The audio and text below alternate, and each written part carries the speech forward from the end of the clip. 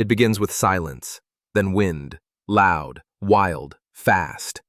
Alex opens his eyes. He's inside a plane, high in the sky. Everyone is silent. A voice speaks into his ear. Welcome, player. You are in the game. Get ready. The light turns red. A bell rings. Alex jumps. The wind hits him like a wave. He's falling, fast. He lands near a quiet building, an old school. He rolls, then stands. He's alone, but alert. Inside, he finds a small gun, water, a first aid kit. His hands are shaking. Footsteps. A girl with pink hair enters, gun in hand. Alex hides. He barely breathes. Outside, a car explodes. Fire reflects on Alex's face. He knows now, this is no game. He opens his map. A red circle moves. He must stay in the safe zone, or die. Alex runs across a broken bridge.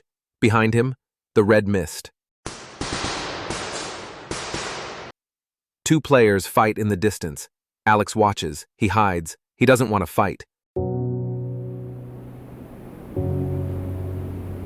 Behind a gas station, a boy is crying. Alex gives him water, a bandage.